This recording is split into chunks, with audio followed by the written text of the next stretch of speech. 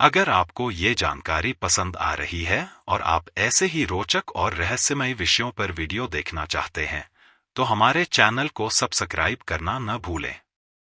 साथ ही इस वीडियो को लाइक करें ताकि हमें पता चले कि आप ऐसी सामग्री को पसंद करते हैं।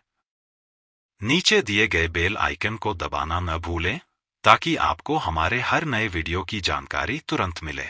श्रीमद्भगवद गीता और अन्य वैदिक ग्रंथों में श्री कृष्ण ने यह स्पष्ट किया है कि मनुष्य का भाग्य उसके कर्मों और संस्कारों से निर्धारित होता है। श्री कृष्ण यह कहते हैं कि व्यक्ति के जीवन में जो भी घटनाएं घटित होती हैं, वे उसके पूर्व जन्म के कर्मों का फल होती हैं। लेकिन उन्होंने यह भी कहा है कि मनुष्य को हमेशा कर्म करने का अधिकार है और वह अपने वर्तमान कर्मों से अपने भाग्य को बदल सकता है। गीता के अध्याय 2 श्लोक 47 में श्री कृष्ण कहते हैं, कर्मण्येवाधिकारस्ते मा फलेषु कदाचन मा कर्मफलहेतुर्भूर्माते संगोस्त्व कर्मणि। अर्थ, तुम्हारा कर्म करने में ही अधिकार है, लेकिन फल में नहीं। इसलिए कर्म को अच्छे से करो, परंतु फल की चिंता मत करो। श्री कृष्ण यह शिक्षा देते हैं कि भाग्य निश्चित हो सकता है, लेकिन मनुष्य के पास अपनी इच्छा शक्ति, ज्ञान और प्रयास के माध्यम से अपने जीवन की दिशा को बदलने की क्षमता होती है। भाग्य और कर्म का संबंध गहरे रूप में जुड़ा है और यही मानव जीवन का सौंदर्य है। इसलिए यह सोचना कि जन्म से ही सब कुछ तय है, अधूरी सच्चाई है। भाग्य कर्म के साथ जुड़ा हुआ है और मनुष्य अपने कर्मों से नए भाग्य की रचना कर सकता है। श्री कृष्ण ने श्रीमद्भगवद गीता और अन्य वैदिक ग्रंथों में ऐसा कहीं स्पष्ट रूप से नहीं कहा है कि मनुष्य का भाग्य जन्म से पहले ही पूरी तरह से लिखा जा चुका होता है।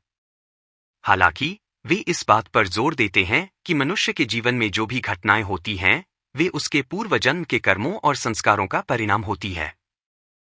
भाग्य और कर्म का संबंध। श्री कृष्ण के अनुसार भाग्य और कर्म दोनों का जीवन में महत्वपूर्ण स्थान है। उनके विचारों को निम्नलिखित बिंदुओं में समझा जा सकता है। एक, भाग्य पूर्व जन्म के कर्मों का फल है। श्री कृष्ण कहते हैं कि एक व्यक्ति जो कुछ भी अनुभव करता है, चाहे वह सुख हो या दुख, वह उसके पिछले जन्मों में किए गए कर्मों का फल है। इसे कर्म सिद्धांत कहा जाता है। उदाहरण, गीता में अध्याय 4 श्लोक 17 श्री कृष्ण ने कर्म की 3 श्रेणियों, संचित कर्म, प्रारब्ध कर्म और क्रियमाण कर्म का उल्लेख किया है। संचित कर्म पिछले जन्मों में किए गए कर्मों का संग्रह। प्रारब्ध कर्म वह भाग्य जो वर्तमान में अनुभव हो रहा है। क्रियमाण कर्म वह कर्म जो वर्तमान में किया जा रहा है और भविष्य को प्रभावित करेगा। 2, भाग्य परिवर्तनशील है। श्री कृष्ण यह भी कहते हैं कि मनुष्य का भाग्य पूरी तरह से स्थिर नहीं है। अपने वर्तमान कर्मों और संकल्प शक्ति से मनुष्य अपने जीवन की दिशा बदल सकता है। गीता अध्याय 18 श्लोक 63 में श्री कृष्ण अर्जुन से कहते हैं, विमृशयत शेषन यथेच्छसि तथा कुरु। अर्थ, मैंने तुम्हें संपूर्ण ज्ञान दे दिया है, अब तुम जैसा चाहो वैसा करो। यह श्लोक यह दर्शाता है कि मनुष्य के पास स्वतंत्रता है और उसके चयन और प्रयास से उसका भाग्य बदल सकता है। 3, कर्म करते रहना ही धर्म है। श्री कृष्ण ने गीता अध्याय 2 श्लोक 47 में कर्म करने की महिमा का वर्णन करते हुए कहा, कर्मण्येवाधिकारस्ते मा फलेषु कदाचन। अर्थ, तुम्हारा अधिकार केवल कर्म करने में है, उसके फल में नहीं। इस श्लोक का तात्पर्य यह है कि भाग्य को लेकर चिंता किए बिना मनुष्य को निरंतर अच्छे कर्म करते रहना चाहिए। 4, भक्ति और ज्ञान से भाग्य पर विजय। श्री कृष्ण बताते हैं कि भक्ति, ज्ञान और आत्मसंयम के माध्यम से मनुष्य अपने भाग्य को सकारात्मक रूप से बदल सकता है। गीता अध्याय 9 श्लोक 22 उदास स्माइली। अन्याश्चिन्त्यन्तो मा ये जनाः पर्युपास्ते तेषां नित्याभियुक्ताना योगक्षेमं वहाम्यहम्।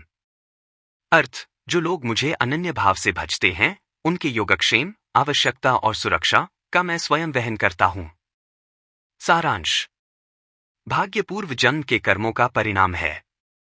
कर्म के द्वारा मनुष्य अपने भाग्य को बदल सकता है।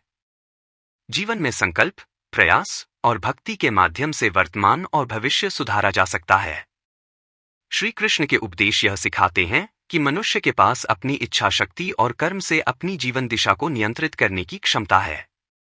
श्री कृष्ण ने गीता में यह कहीं सीधे सीधे नहीं कहा कि मनुष्य का भाग्य उसके जन्म से पहले ही पूरी तरह लिखा जा चुका है, बल्कि उन्होंने इस बात पर जोर दिया कि भाग्य और कर्म का आपस में गहरा संबंध है। भाग्य हमारे पिछले जन्मों के कर्मों का परिणाम हो सकता है, लेकिन वर्तमान जीवन के कर्म भी महत्वपूर्ण भूमिका निभाते हैं। श्रीमद् भगवद गीता में श्री कृष्ण के विचार। भाग्य और कर्म का संबंध। श्री कृष्ण गीता में कहते हैं कि मनुष्य के पिछले जन्मों के कर्म उसके वर्तमान जीवन की परिस्थितियों को प्रभावित करते हैं। इसका अर्थ है कि जो भी सुख दुख, उपलब्धि या संघर्ष मनुष्य को मिलता है, वह उसके पूर्व कर्मों का फल है। श्लोक। कर्मणायु च विप्राणा विद्यादान तपस्तथा भाग्यम फलति सर्वत्र विद्या विप्रस्य कारणम। महाभारत। इसका मतलब है कि कर्म और भाग्य साथ साथ चलते हैं। कर्म से भाग्य बदलना। श्री कृष्ण गीता में यह भी कहते हैं कि मनुष्य अपने कर्मों से अपने भाग्य को बदलने की शक्ति रखता है। श्लोक। गीता 9.29 उदास स्माइली। समोहम सर्वभूतेषु न मे द्वेष्योस्ति न प्रिय ये भजन्ति तुमा भक्त्या मयि ते तेषु चाप्यहम्। इसका अर्थ है कि भगवान सभी जीवों के प्रति समान है। जो मनुष्य भक्ति, मेहनत और सच्चाई से अपने कर्म करते हैं, वे अपने भाग्य को बदल सकते हैं। भाग्य और इच्छा शक्ति। गीता में श्री कृष्ण ने बताया है कि मनुष्य के पास स्वतंत्र इच्छा, फ्री विल, है। यह स्वतंत्र इच्छा उसे अपने वर्तमान कर्मों को चुनने और भाग्य को प्रभावित करने का अवसर देती है। सत्य यह है, भाग्य हमारे अतीत के कर्मों का परिणाम है, लेकिन कर्म का अधिकार हमेशा हमारे हाथ में है। मनुष्य अपने कर्मों से अपने भविष्य और भाग्य को आकार दे सकता है। निष्कर्ष। श्री कृष्ण का यह कहना है कि भाग्य अपने आप में अटल नहीं है। मनुष्य अपने कर्म, ज्ञान, भक्ति और प्रयास के माध्यम से अपने जीवन को बदल सकता है। भाग्य जन्म के साथ जुड़ा हो सकता है, लेकिन कर्म से इसे बदला जा सकता है। यही गीता का महत्वपूर्ण संदेश है। अगर यह जानकारी अच्छा लग रही है तो आप सब लाइक और सब्सक्राइब जरूर करें।